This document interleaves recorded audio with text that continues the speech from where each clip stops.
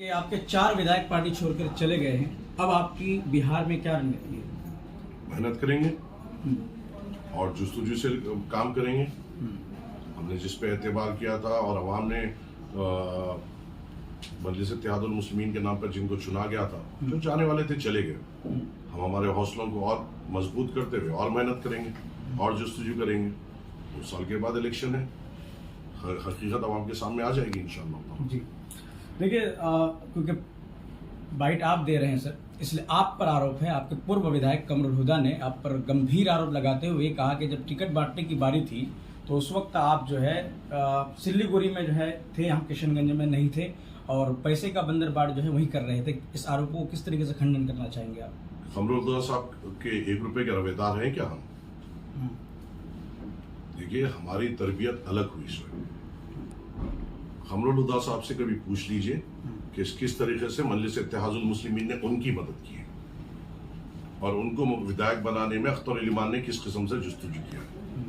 आज अख्तर इमान के खिलाफ वो बेबुनियाद बातें कर रही हैं, मगर मैं बहैसियत जिम्मेदार ये कह रहा हूं कि जब पहली बार टिकट के लिए लाया गया था, मेरे जहन में कोई दूसरा आदमी था, पर वो अख्तर इमान ही थे जिन्होंने कमरुल हुदा साहब की पैरवी की थी और हमसे जिद कर कर उनके नाम का बी फॉर्म लिखे गए। आज जो बोल रहे हैं बोलने दीजिए, मगर हम जानते हैं अख्तर इमान ने उनके लिए, अख्तर इमान साहब ने उनके लिए क्या जुस्तजू की थी और किस किस्म से हमारे सामने बात। नहीं सर, आपसे जो सवाल पूछा कि इसमें कितनी सच्चाई है जो आप, झूठ है, वही चीज पूछा जा रहा है। झूठ है जी।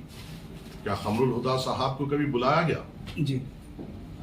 क्या कमरुल हुदा साहब के लिए जो मेहनत की गई, क्या जुस्तजू कोई 1 रुपए का रवादार है उनका? जी। कमरुल हुदा साहब को अगर कुछ बोलना है बोलिए, उनको बोलने से कोई नहीं रोकता, और जो हकीकत है वो हकीकत ही रहेगी, जो मेहनत उनके लिए की गई वो मेहनत ही रहेगी। सर, तीसरा सवाल आपसे ये है कि आपके पार्टी छोड़कर 4 विधायक चले गए हैं, और उस 4 विधायक का जो जाने का जो रीज़न बताया जा रहा है वो आपके AIMIM के विधायक अभी अमूर से जो है अख्तर इमान साहब, उनको नासूर बताया गया है कि वो MIM के लिए नासूर है। इसकी में कितनी सच्चाई है सर?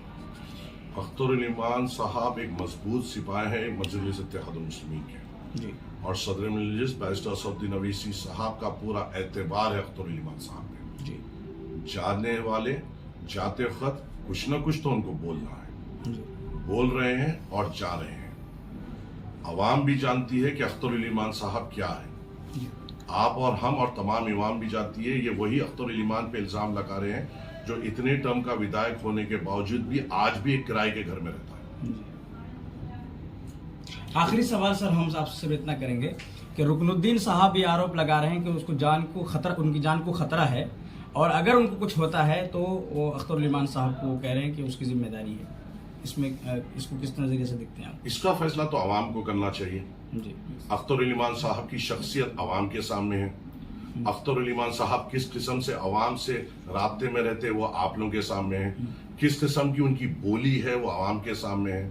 सीमांचल में कोई एतबार नहीं करेगा, खासकर किशनगंज हल्के में, कि अख्तर इमान साहब ने किसी को तकलीफ पहुंचाने का काम किया। झूठ बोल रहे हैं, बेबुनियाद बात कर रहे हैं। सर, आखिरी मैसेज आप क्या देंगे? जो जाने वाले थे वो तो चले गए, लेकिन अब किस तरीके से आप अपनी जो है और छवि को बरकरार रखेंगे और किस तरीके से MIM को जो है और आगे बढ़ाने की कोशिश करेंगे? क्या मैसेज देना चाहेंगे सर? मैं बस आपके जरिए ये मैसेज देना चाहूंगा कि आप असदुद्दीन अवैसी साहब पे एतबार रखिए। उनकी बेबाक नुमाइंदगी, बेबाक आवाज आपके सामने है। चाहे कहीं आए कहीं चले जाएंगे, मगर मुद्दों पे और आपके मेरे मसाइल पे, चाहे वो शरीयत का मसला हो या आपके मेरे आने वाली कोई भी हिंदुस्तान में परेशानी का मसला हो, चाहे वो हमारी इबादत गाहों का मसला हो, कोई दूसरा लीडर नहीं है सिवाय असदुद्दीन अवैसी साहब के, जो आपके और मेरी तरफ से निडर पने से उस वक्त के फिरौनों के आंखों में आंखें डाल के बात करते हैं, और हमें उसी आवाज को मजबूत करना है, जुस्तजू करना है। सर, आपके बिहार के प्रदेश अध्यक्ष पिछले 2 दिन पहले एक सभा किए थे कार्यकर्ताओं का, जिसमें ऐलान किया कि हम बहुत जल्द हॉस्पिटल यानी शिक्षा और स्वास्थ्य दोनों के लिए काम करेंगे, और स्कूल और हॉस्पिटल की बात कर रहे हैं। वक्त आने पे सब आपके सामने आ जाएगा इंशाअल्लाह ताला। और सर, आपके विधायक की तरफ से बहुत बड़ा इल्जाम है, खासतौर से नाम लेकर के, कि माजिद हुसैन साहब जो यहाँ के प्रभारी बनाए गए थे, इलेक्शन जीतने के बाद हमारे ताल्लुकात उनसे अच्छे नहीं रहे, और जब हमने उनसे कांटेक्ट करने की कोशिश की, यहाँ के मसाइल को बताने की कोशिश की, तो उन्होंने कोई एक्शन नहीं लिया। उनसे ये तो पूछ लीजिए कि माजिद हुसैन साहब को फोन करें, फोन नहीं उठाए, कितने सवालात उन्होंने अभी तक असेंबली में डाले हैं, तो क्या क्या मुद्दों पे उन्होंने बात की। बात तो सिर्फ अख्तर अली ईमान कर रहे थे, ये तो गूंगे बन के बैठे हुए थे, उनका वक्त का इस्तेमाल हो रहा था। मुझसे बात करने की क्या जरूरत है? आपको चुना गया अवाम के मुद्दों को उठाने के लिए और अवाम की नुमाइंदगी के उठाने के लिए। कौन से मुद्दों पे आपने बात की? बगैर अख्तर अली ईमान के ये कुछ नहीं है। वहां पे भी जाके गूंगे बनकर बैठेंगे और अपने मालिक की गुलामी करेंगे। सर, सोशल मीडिया में सवाल उठाया जा रहा है कि आप लोग सुनहरा सीमांचल का ख्वाब दिखा करके फिर से इस बार राहत सामग्री के नाम पे सिर्फ चूरा और मूड़ी दे रहे हैं। इसको लेकर क्या कहेंगे सर? आप लोग सुनहरा का सीमांचल तो दिखा रहे हैं लेकिन कर नहीं पा रहे। आप लोग ये सवाल जब क्यों नहीं करे जब लाखों रुपए की मेडिकल इमदाद लेकर मजलिस इत्तेहादुल मुस्लिमीन आई थी? ये सवाल उस वक्त नहीं किया गया जब हमारे विधायक कोई नहीं थे और असदुद्दीन अवैसी साहब खुद लाखों रुपए की इमदाद लेकर यहां पे आए थे मेडिकल रिलीफ लेकर। अरे हम कुछ तो कर रहे हैं, इससे पहले आने वालों ने किया क्या वो भी तो देख लो। हम हमारे हिसाब से जो हमारी ताकत है उसके हिसाब से हम ठहर तो रहे हैं। इससे पहले जिनको भी आपने चुना वो तो गूंगे भी थे और दिखते भी नहीं थे।